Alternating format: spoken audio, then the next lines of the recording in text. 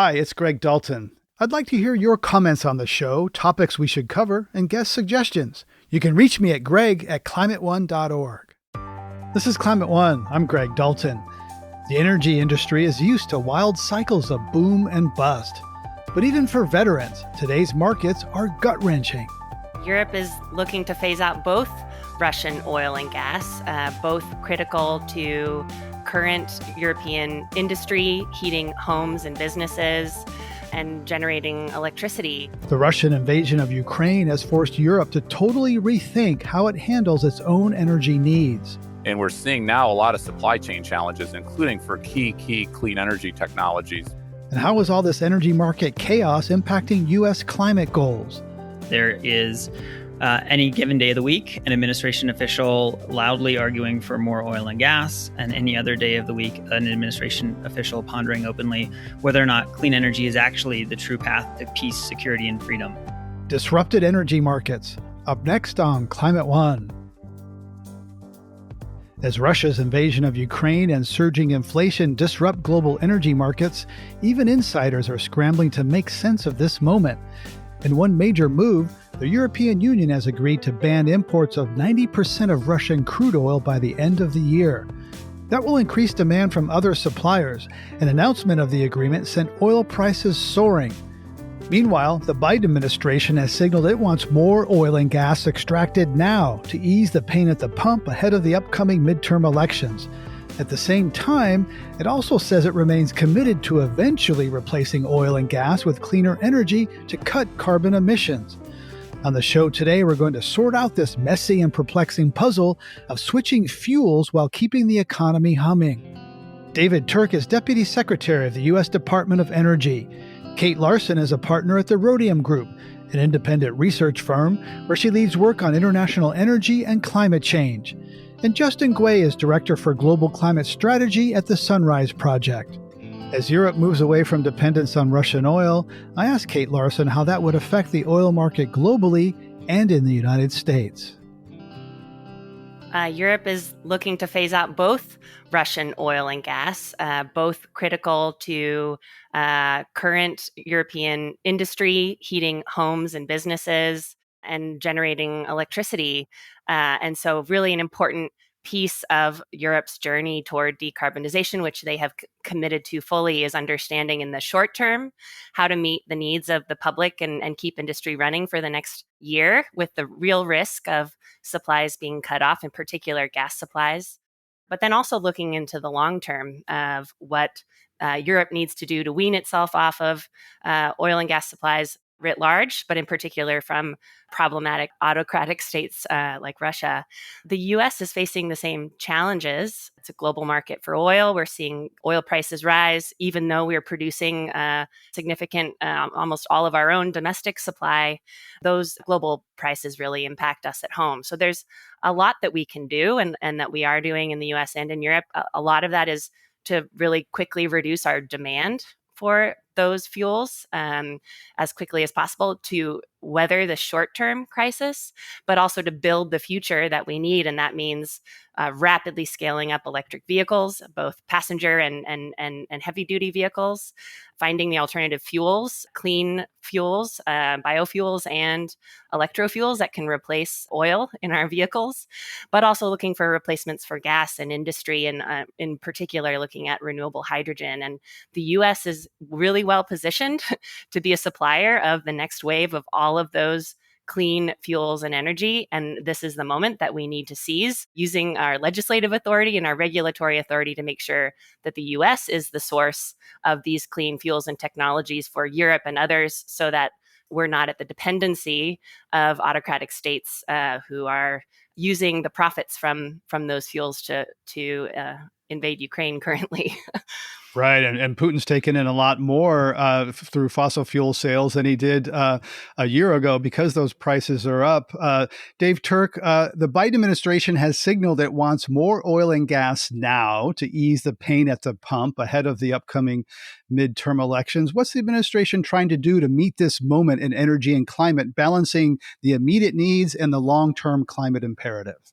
I think one thing we need to appreciate is there are really three different interrelated crises I think we're trying to deal with. And we're trying to deal with this certainly from the Biden administration part, working with key allies in Europe and others around the world.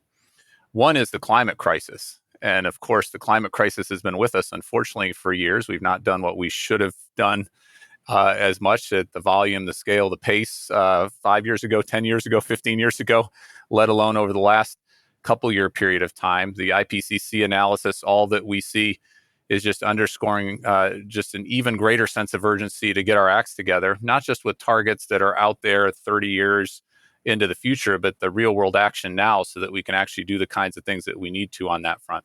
So we've got that crisis.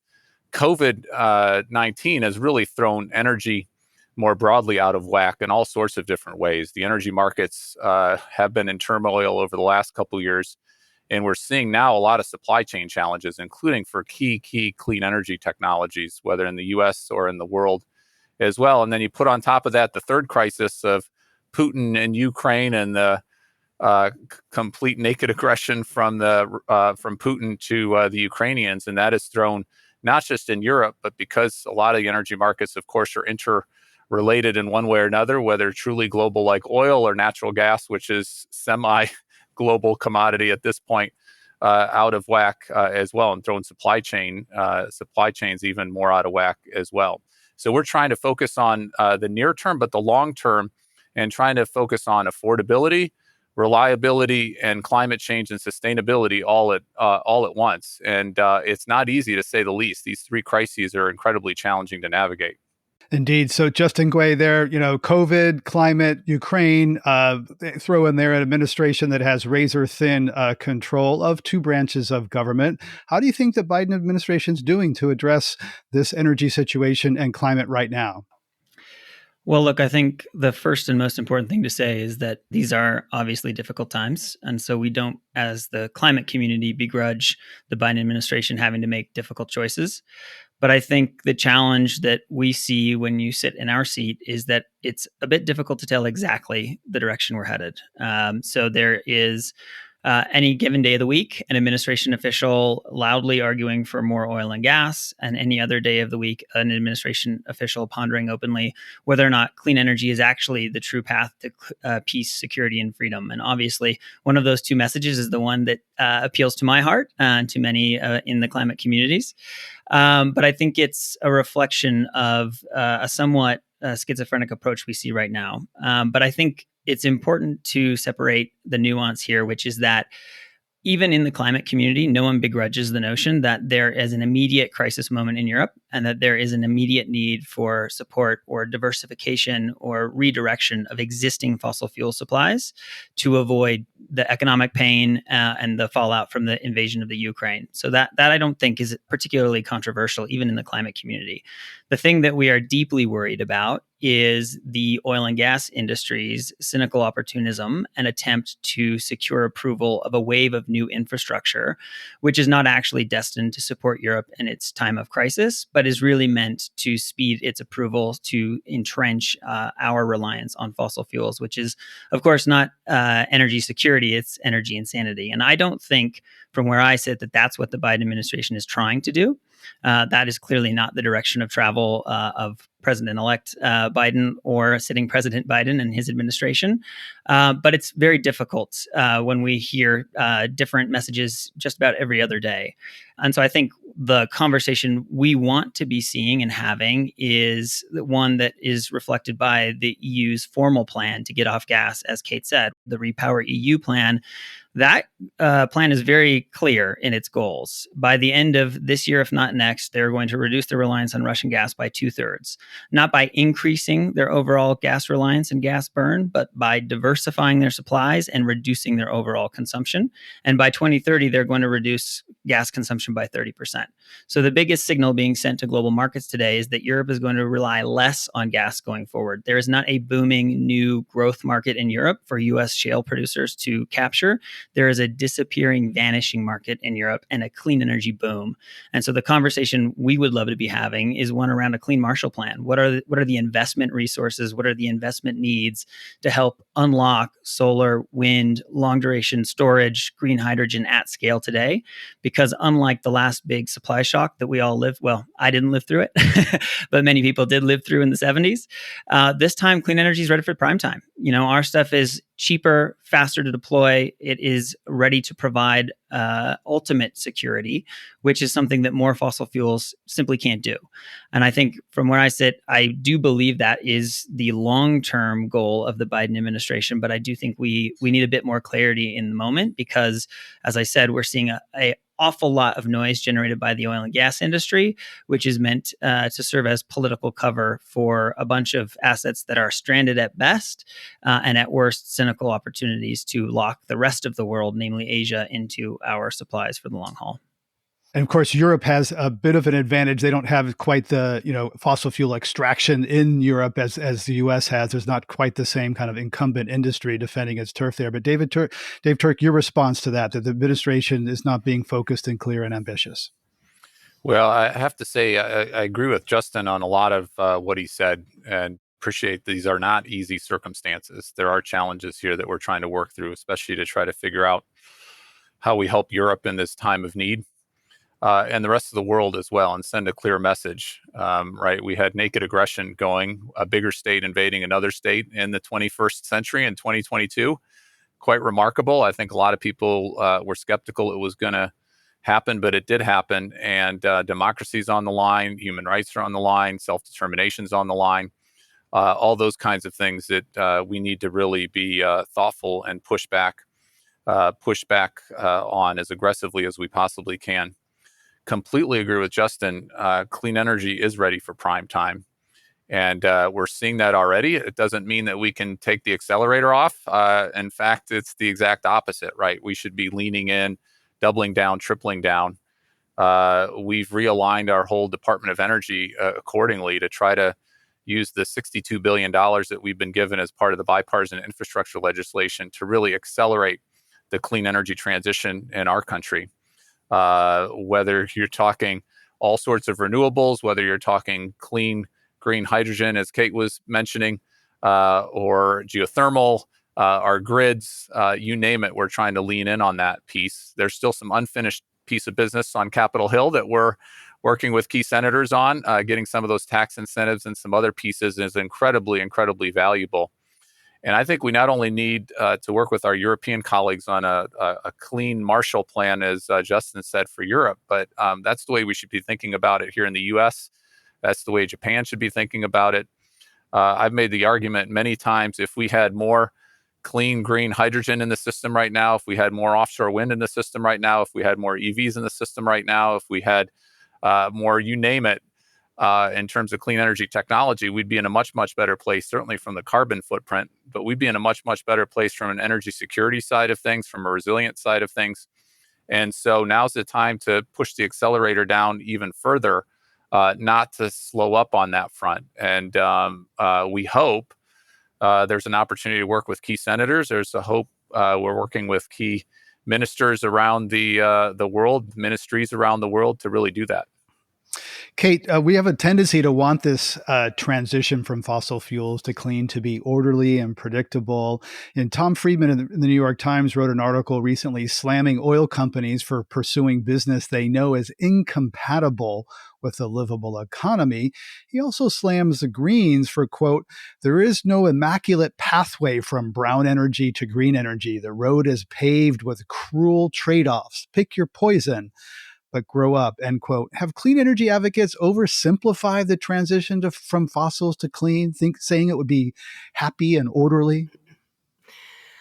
I mean, I think we all wish it would be that way. And there was a world where it could have been that way if everyone had gotten on board for that when they should have, right? A decade ago, we saw the writing on the wall, and both government and industry failed to set up the conditions for the future that we know we needed. Now we are in not even the second best situation where we need to do everything yesterday. And I think the challenge with that is, one, I think there's a really clearly articulated vision and a lot of great work that's been done by the environmental community, in particular to help phase out coal, and a strong vision about what we don't want, and I think a good strong vision about what we need and the end goal of what we need, which is massive deployment of renewables, of electric vehicles, of clean hydrogen. But to get there, we need more than what we don't want, right? And so this vision needs to include much more detail about how we get there. And I think we've been really focused on sort of the regulatory pathways of requiring cleaner fuels technologies to phase in over time. And the economics are really great now for electric vehicles, wind, solar, but at the scale that we need. So not just to begin to phase out the brown energy that we already have, but to build significantly more clean electricity to electrify all of the things that are currently running on oil or gas. We need a massive build out of electricity infrastructure.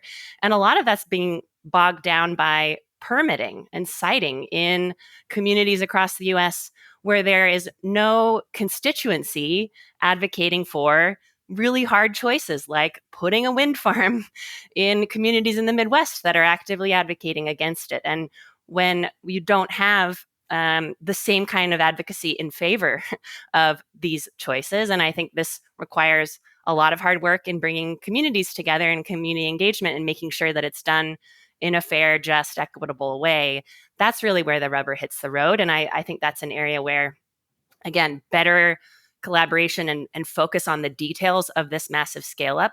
And we're going to need industries to produce these products and infrastructure, and they need to be clean as well. And so understanding that, I think both the environmental community, industry, and government working together to really, be clear-eyed about the requirements for building this new energy infrastructure, and getting real about that. Not just we need 100% renewable future. It's how do we get there? And I think that's where we could come together for more focus.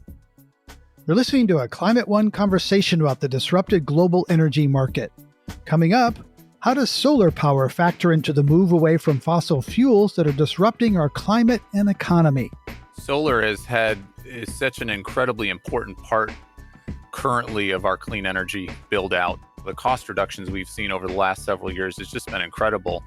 And we need solar to play a huge role in the near term, medium term, and long term. That's up next when Climate One continues.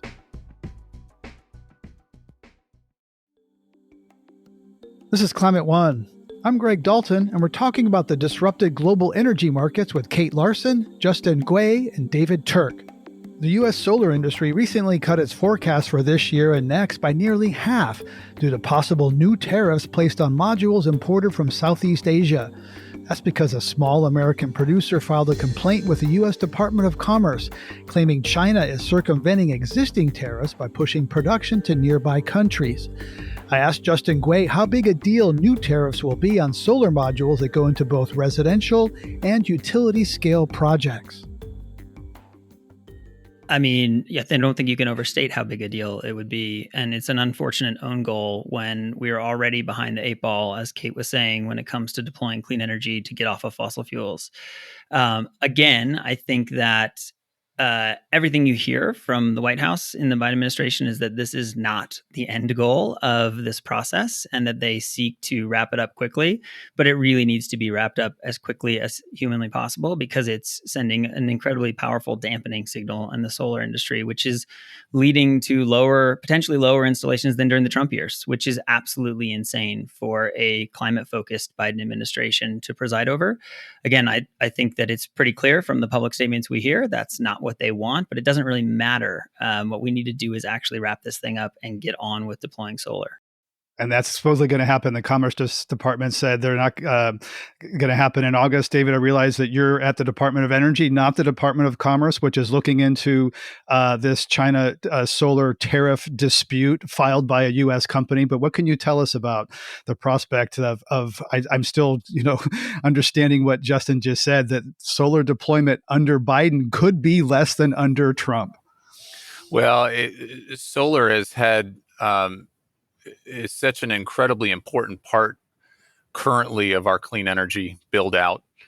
has been for several years now. The cost reductions we've seen over the last several years has just been incredible.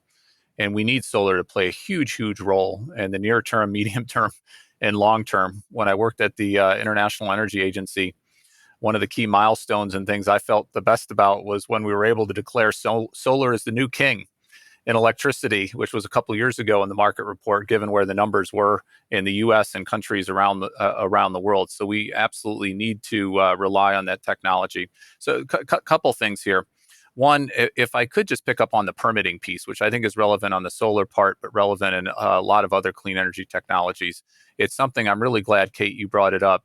It's something that we've been spending an awful lot of time on at the Department of Energy and others. The president issued a whole robust plan. I encourage folks to go look at it on the permitting and to really do the hard work. It is hard work. It's hard work to figure out how to streamline permitting, how to work in an interagency, how to work with state and local governments. You got to do the NEPA review, you got to do the environmental reviews, but there's ways, especially when it comes to renewable energy and other clean energy technologies, the pace and scale of what we need to do, whether it's solar or wind or you name it, is so immense, as Kate said, and the Rhodium analysis shows again and again, along with other terrific modelers out there. We've got to really get our handle on the permitting side. And so we've got this process now, 90 days for all agencies, including our department, to step up. Actually just had lunch with Janet McCabe, who's the deputy over at Environmental Protection Agency. For those who know Janet, who's just terrific. We spent a good portion of the lunch talking about the permitting issue and how to work together on that piece. Second part, specific to solar as well, is this is an administration who's genuinely and actionably interested in building out our domestic manufacturing capabilities. And whether it comes to solar or other clean energy technologies, one of the pieces of legislation that's still pending on the Hill that we'd love to get enacted is the SEMA, so-called SEMA bill or the OSSOF bill. It goes by a few different names, but there's some incredibly powerful tax incentives that would allow our domestic industry a real fighting chance to compete with other international actors and really build out not just on existing solar PV technology, but the cutting edge technology going forward. And so we look forward to working with Congress on that front. And then on the Commerce Department front, obviously this is the Commerce Department. I work at the Energy Department. They've got their processes, the quasi-judicial process that they're running along those lines. We certainly have been hearing from some of the same advocates, and we talk to industry all the time on the solar industry side of things, and we're aware very much of what's going on, and certainly sharing that information with our commerce colleagues. As Justin said, we've got people like Gina McCarthy. We've got people who know these issues inside and out, who live and breathe these issues like myself on a daily basis, and we're looking for solutions going out of here. But we will also do it in a way that helps build out the domestic manufacturing capability as well. Kate, recently at the Aspen Ideas Festival in Florida, Nancy Pelosi was asked whether Democrats were going to pass climate legislation. Of course, she's the person who got climate through the House bill in 2009, and she basically shrugged, saying it's in the Senate's hands. Nobody knows if Joe Manchin is negotiating a good faith or doing what Senator Chuck Grassley did with Obama on health care, pretending to negotiate, knowing that they would never really agree to anything. So what did you think, Kate, when you read about Pelosi's comment about getting something through before the midterm elections? I was actually in the green room because I was the next speaker after the actual speaker of the House, and I was listening very closely because I think it's a really important signal that she could have sent to a very receptive audience about the priority of this issue of climate change in particular, and in seizing this moment. She said many times that we're doing this for the children, and I think that was probably true in the 90s. Now we're doing this for us because we're all being affected by it right now. And I think that's part of the frustration is that we understand that there's a lot going on right now and really critical crises to address. But I think dealing with the energy situation in light of where we need to be on climate is a central part of resolving the economic issues, the U.S. industrial base issues that are important to many senators, and also critical to shoring up Europe in the face of this crisis precipitated by Russia. So I think that it's very hard for politicians in particular to multitask, which is at the detriment of climate change, which is a generational issue that we keep losing sight of as we deal with these near-term crises. And that's very frustrating. I think there are so many components of the, what was Build Back Better, and now part of this reconciliation process, part of the House bill that was passed, that are going to be critical for seizing this opportunity for the U.S. Incentives for, again, renewables deployment, tax incentives and credits for wind and solar, but also for clean hydrogen, important incentives for carbon capture if we are going to be manufacturing all of these components and clean energy technologies and develop homegrown industries to do that. We're going to need carbon capture. That's going to be a critical part of decarbonizing U.S. industry and putting us in a place to provide those goods and materials for the rest of the world. So the clock is really ticking, and we need everyone to be actively supporting this because it is central to solving the immediate crises that we're facing today, and it cannot wait another decade, another year. So that's quite powerful that you were so close to her saying that, and she has been a strong leader and supporter of climate action.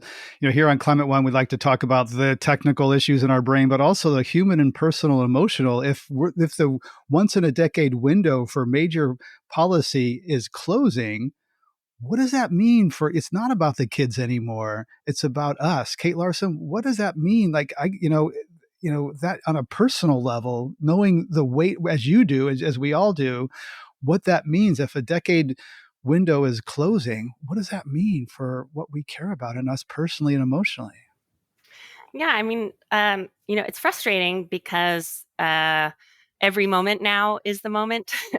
And I think part of it is for the last while, anyone working on this issue, scientists, researchers, there was this effort to remain nonpartisan and objective, right? To not get heated in the urgency. But I think what is missing now is an understanding of the urgency. And that's actually an objective fact that researchers and scientists are very clear on. And so, and some of them are chaining themselves to a fence and getting arrested.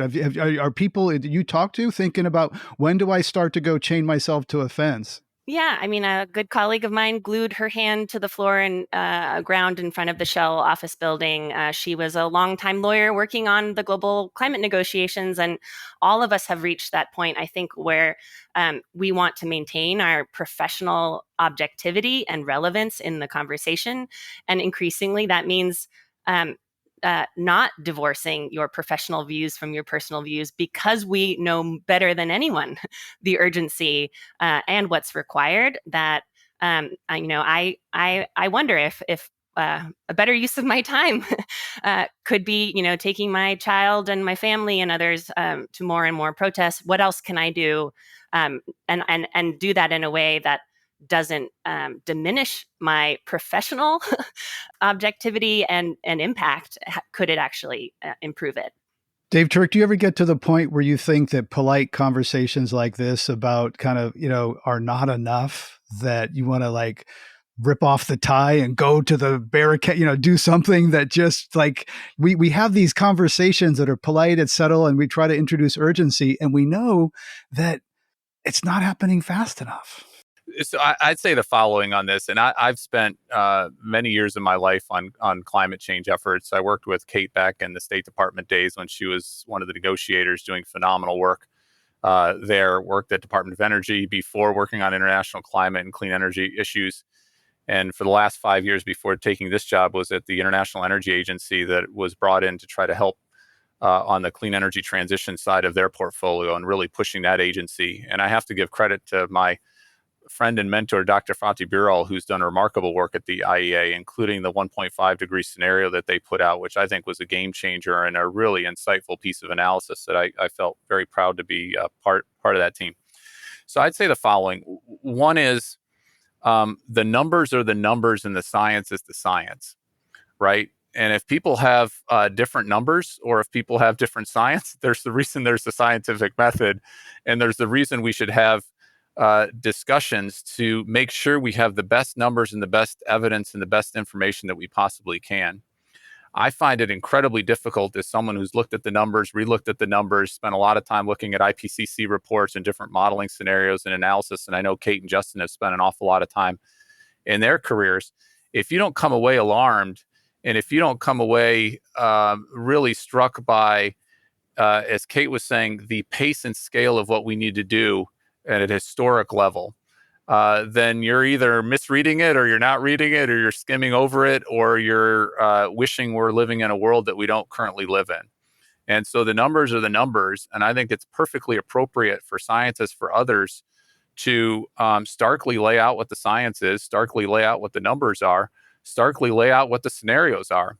If your company or your government has agreed to a 1.5 degree scenario, here's what a 1.5 degree scenario looks like going forward. And here's the incredibly constrained carbon budget that we're living in.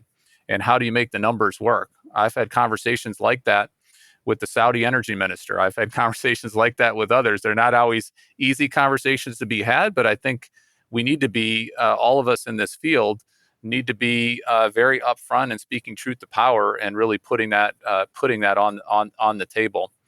Second piece is, I find it incredibly inspiring for people who've made their careers in the climate change space. And there's a different variety of different careers. Some people, go into science. Some people go into government. Some people go into the NGO world. Justin did phenomenal work in the foundation world at Packard and ClimateWorks, really leveraging those tools going forward along those lines.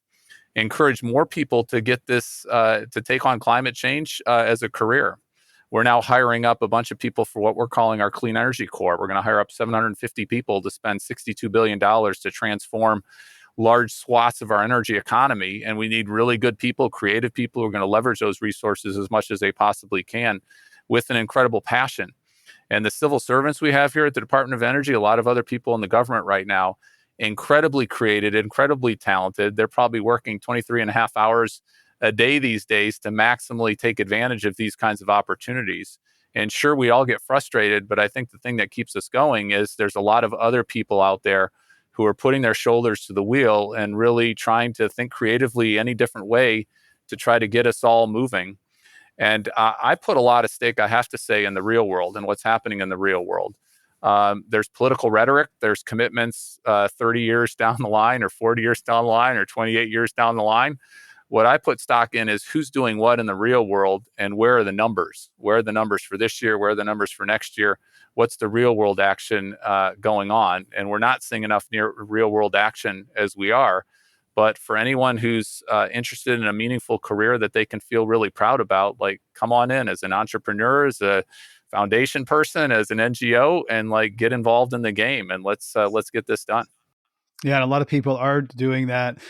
Justin, if we are in a once-in-a-decade opportunity, should some things be considered now? Dave's talking about the real world that would have been unthinkable 12 months ago. Either more extraction in the short term. Fracked wells have a short lifespan and don't lock in expensive infrastructure like an LNG export terminal. Is that something? Should the California Diablo Canyon nuclear power plant stay operating longer? Because we know when nuclear gets shut down, fossils come online. What should be on the table to get something done this year before the midterms in the real world that David's talking about?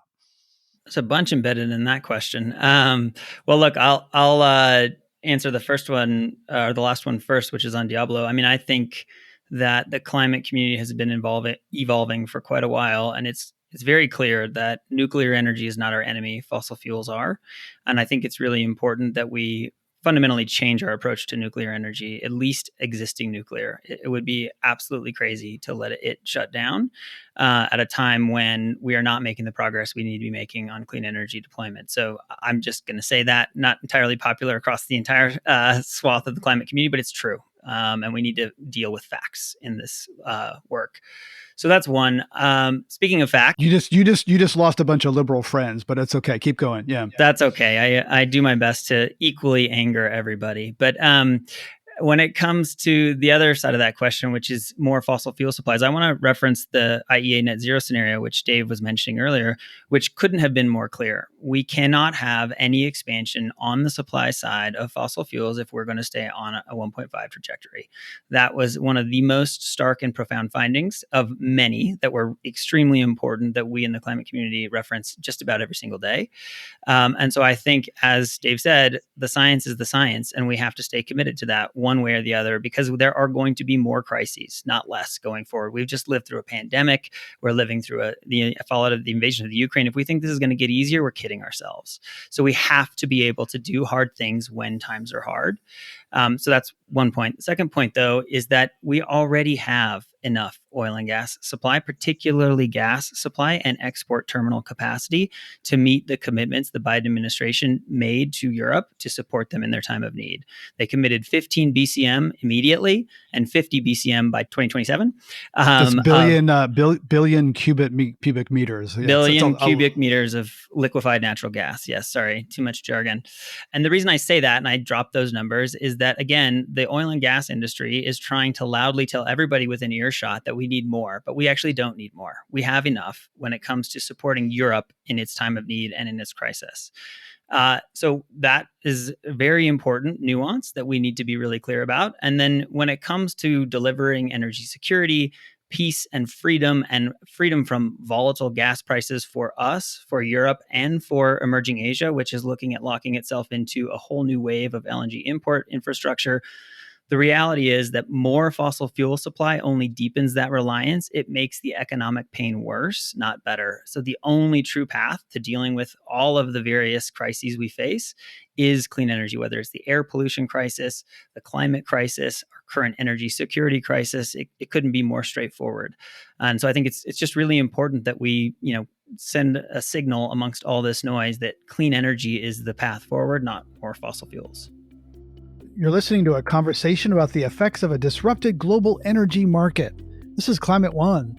Coming up, is it possible that soaring oil and gas prices will accelerate the move away from fossil fuels? On one hand, the changing economic environment makes it a lot more attractive to get off of fossil fuels, period. And the best way to do that is to electrify all the different things in your life that you possibly can. That's up next when Climate One continues.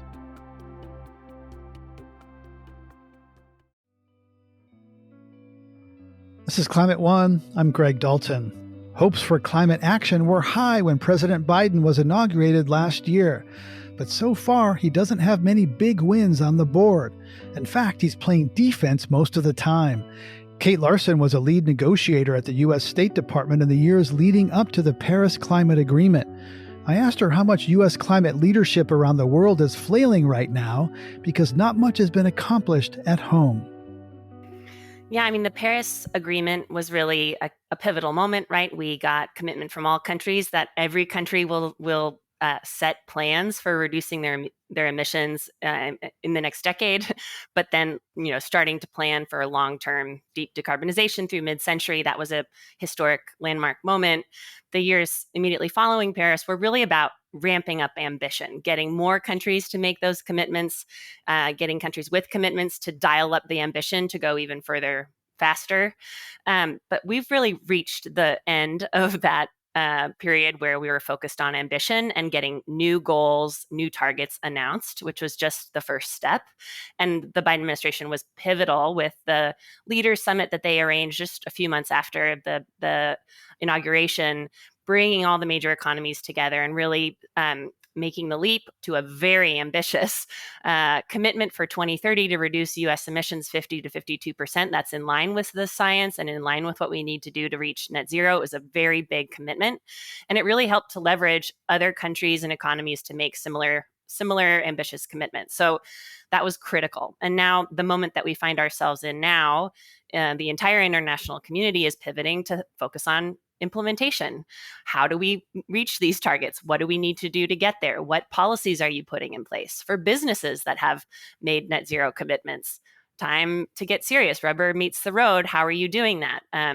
Everyone is focused on how to make this happen. And I think that is a particular challenge because Many countries are familiar with the U.S. MO when it comes to international agreements, especially on climate, which is we're in when it's good for our politics, and when we have presidents who support climate change, and we're out when they don't. And a lot of that back and forthing really reduces our leverage and our credibility in this space. And so everyone is looking to make sure that the U.S. will make good on these really ambitious commitments that we've set. And that is what everyone is looking for now. And I think the two big places they're looking to see major changes are, with the progress on the legislative front. So incremental progress with the infrastructure bill, big eyes looking for this, the additional steps that were in the Build Back Better plan, and not seeing a lot of movement there is dismaying.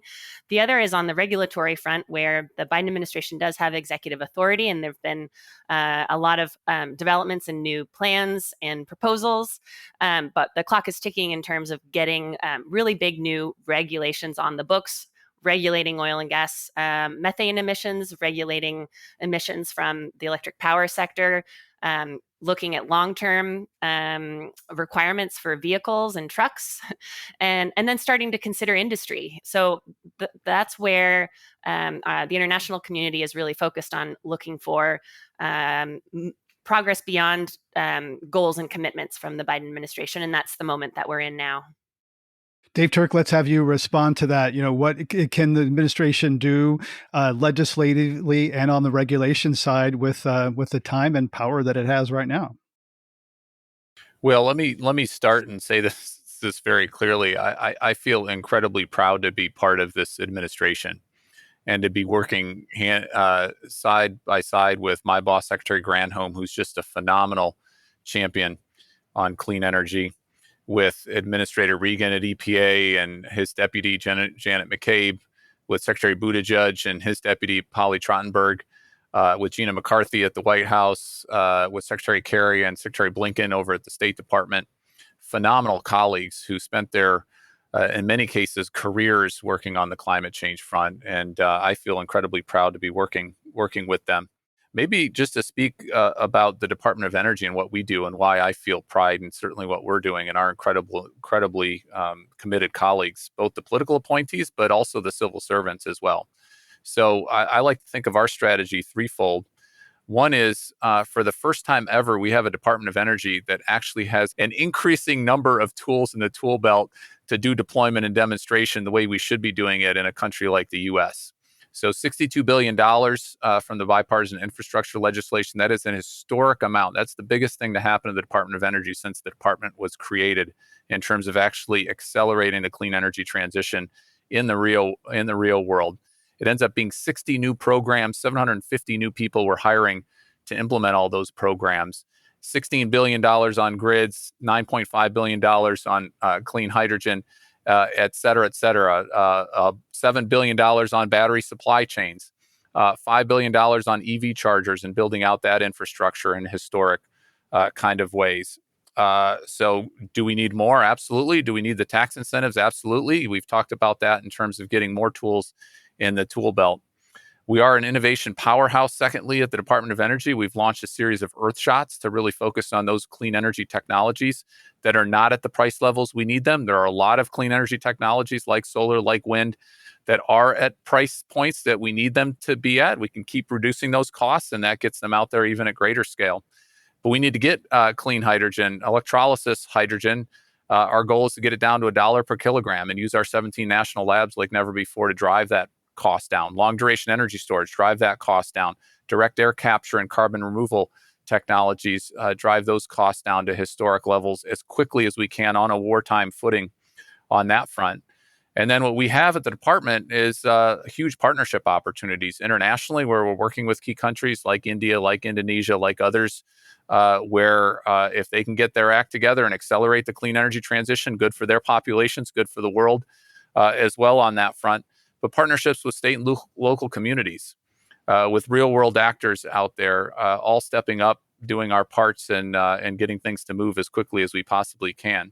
So I think it's a very inspiring time to be part of the government. No doubt there are challenges that are in our way. This is not going to be easy. It was never going to be easy. Maybe, as Kate said, if we started when we should have started, or did more when we should have done more, we'd be in a better place right now. But that's not the world we're currently living in. And I think incumbent on us to step up to try to do everything we can in whatever roles we're currently in, and make the most out of it. And that's certainly what we're doing at the Department of Energy. And I feel incredibly proud to be here. Why are oil prices in the U.S. rising when the government subsidizes the industry and the oil companies are making so much profit already? Dave, would you like to tackle that one? Yeah, happy to do it. And Kate spoke about this a little bit earlier as well. We do have a global oil market with a global oil price that's interconnected along those lines. So when you have a significant disruption and Russia invading Ukraine, and what has flowed from that has significantly disrupted the oil markets. And as to Justin's point, we could have even more disruption to the oil markets. The EU right now is considering an oil ban. They're having some countries they need to navigate through, but that would impact oil markets even further going forward. And so as prices go up, it's not just the prices that they pay in Europe, it's prices that we pay here, prices that are paid all around the world. And we're trying to do everything we can, especially in this inflationary period, to try to keep costs down as much as they can for real people in the real world, in America, in the small town I grew up in the middle of nowhere in Illinois, and in places around the country. So we're trying to use the tools that we have in the tool belt. One thing we did actually we've done it a few times now is tap into our strategic petroleum reserve to try to bring more supply on in this near term to try to have that price pressure to decrease. But these are challenging times. There's no doubt about it, and we're trying to manage it as best we can out there going forward. Justin Guay, one thing that the North Star, certainly for me, and thinking about this transition, is electrify everything: homes, cars, mobility, that sort of thing. How is that being helped or hurt in this disruptive moment? Because we have, high gas prices, which are good for EVs, but EV prices are going up and they're hard to get. There's long waiting lines. How's that playing out for electrify homes and mobility? Well, I think on one hand, the changing economic environment makes it a lot more attractive to get off of fossil fuels, period. And the best way to do that is to electrify all the different things in your life that you possibly can. But economics aren't destiny. They are not everything. They are a necessary but insufficient condition for change. And so we have, as we've been talking about, any number of policy barriers, permitting barriers, other things that are keeping us from being able to electrify. As Kate can attest in her own home journey, it's extremely difficult even when you are a very motivated consumer. And so I think it's really incumbent on everybody in the climate community to ditch the invisible chains that we've put on ourselves, which is that as long as our stuff gets cheap and their stuff gets expensive, voila, everything takes care of itself. It won't. We need policy. We need leadership. We need everybody to be all hands on deck to actually remove the barriers in our way, because it's not enough for fossil fuels to get really expensive and our stuff to get cheap. We've really got to figure out ways to make this stuff easier for everybody to do. Let's land on that personal note and bring it home. I've been working on heat pumps and solar, et cetera. Kate, share us. You are dedicated, knowledgeable. How is it as easy as it should be? Share a little bit of your joy or pain about trying to electrify everything around your home. Oh, well, Justin is the path leader on this, and I am using his blog like the Bible, and yet being a motivated and affluent homeowner, it is much more challenging than you would have thought. Just finding the right providers in a labor shortage with prices rising, all of those factors are really playing a role. And, my rooftop solar installation that was supposed to take 8 weeks ended up taking 11 months, and much of my backyard was destroyed in the process. So, those types of things require a better ecosystem, understanding how all those pieces fit together, and helping individuals make the right choices, making sure that there's support for the entire process. But it shouldn't be, hoping that the system evolves to be not require so much individual pain and oversight that it can be streamlined for everyone, not just those of us who are highly motivated. Yeah, I have similar pain. It took a long time, a lot more money than my wife wanted, and and it's not as quite as simple as some people say. Like flip the switch, it'll be unicorns and solar, that sort of thing. Well, thank you so much for all of your time, Dave. Did you have one last word? No, just I feel Kate's pain. We're trying to work on this. We're trying to do everything we can at the Department of Energy to reduce those soft costs and make these things as easy as they should be, and credit those who are leading the way in their personal lives as well. It makes it easier for everybody else, Kate, and we'll try to do everything we can. We've got, for instance, this new Solar App Plus, which works with communities to try to reduce the amount of time, the regulatory burden, all the hoops that you got to go through to get solar PV panels on your house. Similarly, to have chargers, level 2 chargers at your home as well. So that process can be as quick, as painless as it possibly can be. And of course, elections matter, right? Who your government officials are, what your policies are, make a huge, huge difference in terms of the overall incentive structure and making sure we've got phenomenally talented folks in government really pushing the envelope from that side of things. It was worth the wait because I just got my PG&E bill and it was $0. That felt pretty good. And more good. importantly, it is taking money out of Putin's pocket. It is defunding this war. Every dollar we take away from the fossil fuel industry is a dollar we're not investing in a lack of a future for our children, a lack of a future for our planet. So even though it's hard, it's worth every minute, every cent you can spend if you can. So we don't want to leave people with the notion that this is impossible or they shouldn't do it. They should do it. And there's a million amazing reasons why. Justin Guay is Director of Global Climate Strategy at the Sunrise Project. We're also joined by Kate Larsen, partner at the Rhodium Group, and Dave Turk is Deputy Secretary at the U.S. Department of Energy. Thank you all for sharing your insights and stories today on Climate One. On this Climate One, we've been talking about disrupted global energy markets with Kate Larsen, Justin Guay, and David Turk. Climate One's empowering conversations connect all aspects of the climate emergency. To hear more, subscribe to our podcast on Apple or wherever you get your pods. We know that talking about climate can be difficult, awkward, sometimes depressing, and it's critical to address the transitions we need to make in all parts of our society and our lives. Please help us get people talking more about climate and doing more by giving us a rating or review if you're listening to this on Apple. You can do that right now on your device. You can also help by sending a link to this episode to a friend. By sharing, you can help people have their own deeper climate conversations. Brad Marshland is our senior producer. Our producers and audio editors are Ariana Brocious and Austin Colon. Our team also includes Steve Fox and Sarah Catherine Coxon. Our theme music was composed by George Young and arranged by Matt Wilcox. Gloria Duffy is CEO of the Commonwealth Club of California, the nonprofit and nonpartisan forum where our program originates. I'm Greg Dalton.